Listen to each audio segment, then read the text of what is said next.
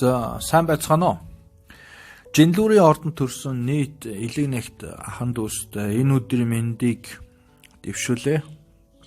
Тэгэхээр би амлсан ёсороо 4-р сар гараад 2020 оны Жинлүүрийн 6-нд Жинлүүрийн ордонд төрсөн одоо хүмүүст зориулаад мэдээлэл оруулна гэж ярьж байсан. Тэгээд түүнийхээ дагуу оруулж байна. За юуны төрөнд надаас 2020 оны Жинлүүрийн ордонд 6 авсан одон орон 6 сонирхчтой баярлсан талархснаа илэрхийлгэсэн. За авч амжааг нь одоо ийм подкаст маягаар сонсох боломжтой болж байна. За өөрөөр талаар товчхон танилцуулга намайг Доржигтын Жавхлан гэдэг 2010 оноос хойш одон орон 6-ын талаар судалгаа шинжилгээ хийгээд явж байна. 2016 оны болон 2017 оны сонгуулийн үр дүнг цаг хугацаанаас өмнө түмэн олондоо мэдээлэл түгээж байсан. Зөв одоо тайлж мэдээлэл түгээж байсан. Ингээ 3 дахь шалгуур болох 2020 оны сонгуулийн үр дүнг одоо өөрийн судалгаанд дагуу гаргаад шинэ жилийн өмнө хэвлийнхэнд өгсөн байгаа. За өөрийгөө танилцуул нэг юм байна. За ингээд олон зүйл нуршлгүй үндсэн гол одоо ярианд орцгоё. Тэгэхээр 2020 оны Жинлүүрийн 6-ын талаар ямар сэдв одоо амьдрал дээр илүү гарч ирэх үү, эрхээ зохицох үү гэдэг талаар ярилцъя. За одон орон 6-нд 12 гэр гэж байдаг. Тэгэхээр 12 гэр гэж одоо юу гэдэг юм бэ гэхээр гэр тус бүр хүний амьдралын одоо нэгэн хэсгийг өдөрдөг. Одоо мөнгө санхүүгийн гэр, ах дүүсийн гэр, албан тушаалын гэр, холын аяллаа гэр, үх төрхийн гэр, найз нөхдийн гэр, гэр бүлийн гэр, барилга орон сууцны гэр, эрүүл мэндийн гэр гэдэг юм уу. Ингээд одоо хүний амьдралын янз бүрийн сэдв байдаг. Тэгээд тэр гэр тус бүр хүний амьдралын нэг өөр сэдвийг удирдах гэсэн үг юм. Одоо жишээ нь тухайн жил одоо эрүүл мэндийнхэн гэр дээр нар сарны хэртэлт байлаа гэж бодоход тэр эрүүл мэндтэй холбоотой зүйл илүү их гарч ирдэг ч байд юм уу. Тэгэхээр тэр 12 гэр гэдэг маань бол одоо хүний амьдралын 12 одоо хэсгийг удирддаг байна гэсэн үг юм. За Жинлүүрийн ордны хувьд бол ер нь 2 жил дараалаад одоо өөрсдийнх нь албан тушаалтай холбоотой гэр, нэр төртэй холбоотой гэр, мөн бас тэр барилга орон сууцтай холбоотой гэрэн дээр нь нар сарны хэртэлтүүд явагдаж байгаа. Тэгэхээр хэртэлтүүд явагдана гэдэг маань ихтэй муу гэсэн үг бол бас биш юм байгаа. Зүгээр тэр тухайн хэртэл тэр хувь хүнд хэрхэн яаж яг орж ирж тэр эрчим хүч нь ямар градусаар орж ирж байгаас нь шалтгаалдаг юм. Тэгэхээр энэ бол яг хувь хүний зурхал биш. Энэ бол нийт одоо Жинлүүрийн ордонд төрсэн хүмүүс болохоор тэр 12 гэрээс ямар гэрүүд илүү их одоо энэ жил яригдах вэ гэдэг талаар л ярьж байгаа шүү дээ, тийм ээ. За тэгэхээр 2 жил дараалал тэр албан тушаалтай холбоотой гэр, нүүдэл судалтай холбоотой гэр яригдж байгаа. За энэ бүхтийг ингээд одоо задлаа ярил. Ер нь бол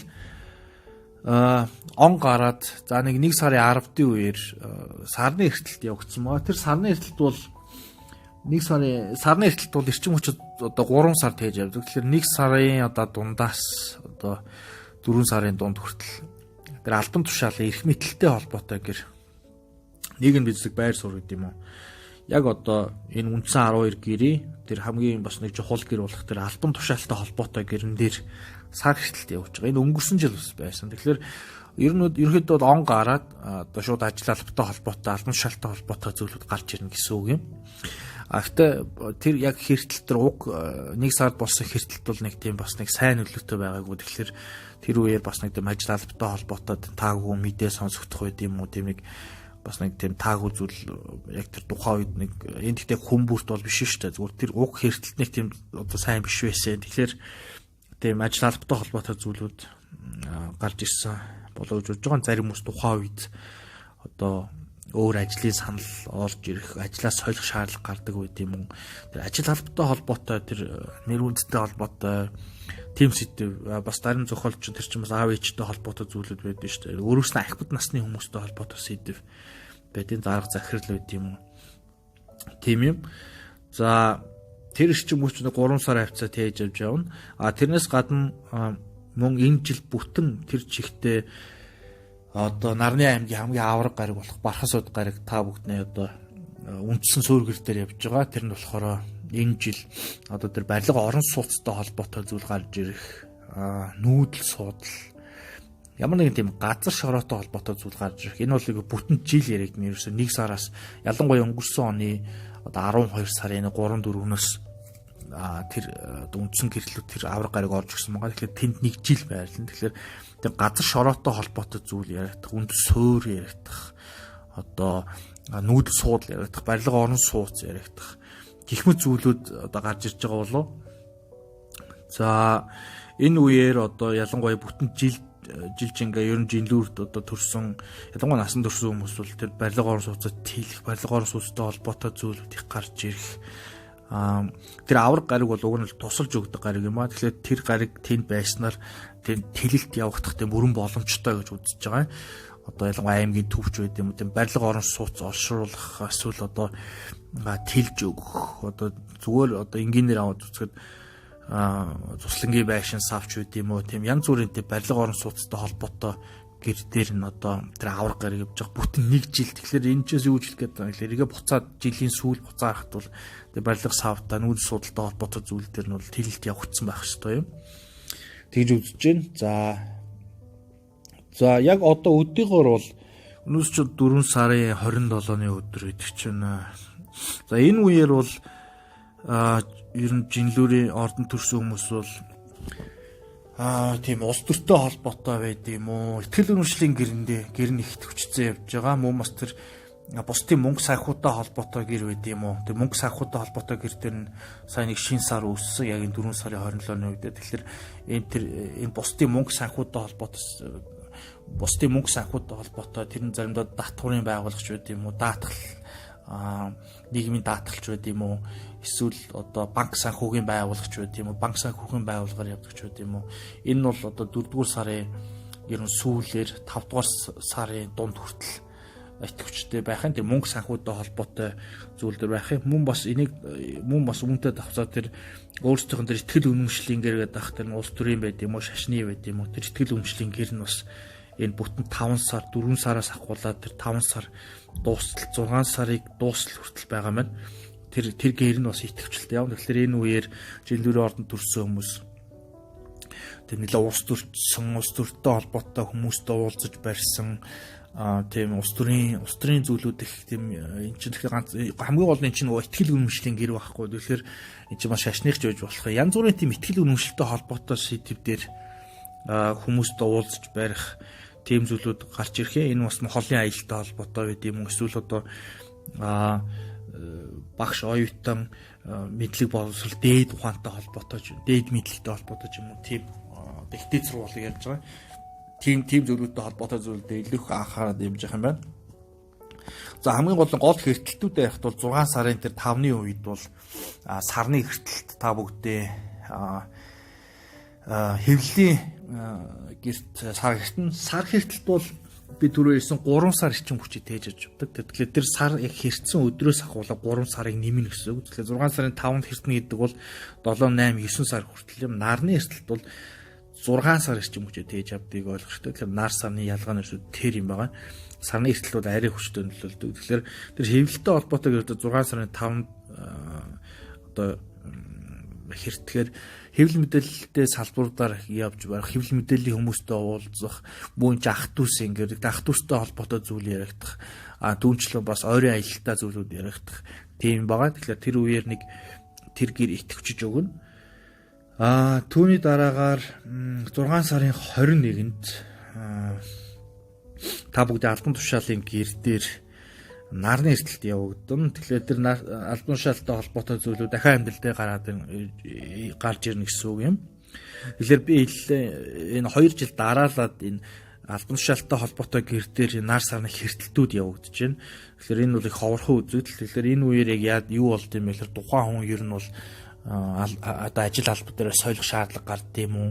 Ажил албатай холбоотой зүйл их гардаг гэсэн үг юм л да. Тэгэхээр одоо тухайн жишээ хамгийн гол нь өөрийгөө хөгжүүлж байгаа зүйл рүү анхаарах хэрэгтэй. Тэрнээс биш одоо сүнсний гэдэг юм, оюун ухааны гэдэг юм, өөрөг нь яг ямар зүйл хөгжүүлж байгаа, тэр хийж байгаа зүйл нь өөртөө үр шим өгж байгаа юм уу? Эсвэл зөвхөн нэг мөнгө санхүү хөөгөө зүгээр нэг өдөр тутмын зүйлээ одоо авч бариад тэгээ ингээд дуусч гинөө те одоо өөрөг нь хамгийн гол хөгжүүлж өгч байна уу гэдэг зүйлийг харах хэрэгтэй. Тэгэхээр 2 жил дараалаад энэ ажил алба дээр ингэж хэрж байгаа тохиолдолд тухайн хүнд юу тохиолдох юм бэ? Ажил албан дээр өөрчлөлтүүдийг гаргах. Зарим тохиолдолд өөрөөсөө ахмад насны хүмүүс, өөрөөсөө хүчтэй хүмүүстэй бас түртаар хийх үү юм бэ? Дарга захирал гэдэг юм уу? Хэртэлтүүд заримдаа бас нэг тийм бас эвгүй зүйл бас одоо бүгдэнд нь биш. Энэ зүгээр бас нэг шалтгаалan заримд нь зүгээр байдаг, зарим нь гайгүй байдаг. Тэгээд чи бас яг тухайн хувь хүнээсээ болдог. Тэгэхээр энэ үеэр зүгээр өгөх зөвлөгөө гэх юм бол ажил албан дээр угаасаа тийм өөрчлөлт гараад байх юм. Тэгэхээр яг үүнийг зөв хараад тэгээ өөрийг нь хөгжүүлж барьж байгаа зүйл рүү, үр өгөөчтэй зүйл рүү ажил албан дээр анхаарал явуулах зүгээр юм байна. За тийм байна. Тэрнээс гадна мөн бас тэгээд дараагийн хэртэлт бол тэр 7 сая 6 сарын 21-ний нар хэртэлтийг ярьлаа. Тэр бол албан тушаал дээр хэртэн. Тэр нар хэртэлт яг тэр бус хүмүүст энийг би ингээд нийтэд нь ярьж байгаа тохиолдолд яг тийм сайн муу гэхэд бас хэцүү. Ямар ч тэр хэртэлт дээр дахиад нэг хэртэлт явна. Тэгэхээр ер нь хэртэлтлээ тэр тухайн сэдв амьдрал дээр чинь ингээд маш хүчтэй гараад ирнэ гэсэн үг. Тэгээд тийшээ зогцож одоо зогцох шаардлагатай болно гэдэг юм уу. Угаасаа гараад ирдэг. Яг тэр цаг үеэр угаасаа өөрсдөө ингээд харж байхдаа яг тэр хэртлийг хувинд яаж орж ирж байна. Ажил албаас солих шинэ илүү санаа орж ирэх, шинэ одоо илүү ажлын шинэ боломжууд гарч ирэх, хэнийг нь илүү одоо бүр илүү санал тавих ч байд юм уу, тийм зүйлүүд гарч ирээд байгаа. Тэгэхээр би энэ бас нөгөө хүмүүсийн амьдрал самаагүй оролцож болохгүй болохоор яг интэг гэхэд хэцүү зүгээр яг харж байгаа тийм боломжтой сэдвүүд ирэхэд ажлын санал ороод ирэхэд бас сольж барих тиймэрхүү бодлууд зарим хүмүүс төр орж ирэх юм. За түүний дараа тэр 7 сарын 5-ны үед 7 сарын 5-ны үед та бүгдийн газар шороотой холбоотой, нүүдэл судалтай холбоотой, барилга орон сууцтай холбоотой сэдвээр сар гэртгэн. Тэгэхээр тэр наадмын өмнө гэсэн үг шүү. Тэгэхээр тухайн эрчим аваад ихлээр тийм суур гэрэн дээр нүүдэл судал хийх шаардлага гардаг ч байт юм уу. Одоо тийм зүйлүүд гарч ирэх юм. Энэ зүгээр туслагын байр авч байт юм уу. Энэ зүрийн тийм одоо тийм барилгатай холбоотой тэр суур гэртэй тэр нүүдэл судал хийх бас шаардлага гарч ирдэг ч байт юм. Өөр тийш явах аймгийн одоо төвч байт юм өөр одоо тийм нүүдэл судал хийх ямар нэгэн энэ магадгүй одоо ажил албатай гэрдэх хэрэглэл байгаа болохоор өөр ажил албад руу бас ингэж нүх судал хийх тийм зүйлүүд гарч ирж одоо болох юм. За тийм байна.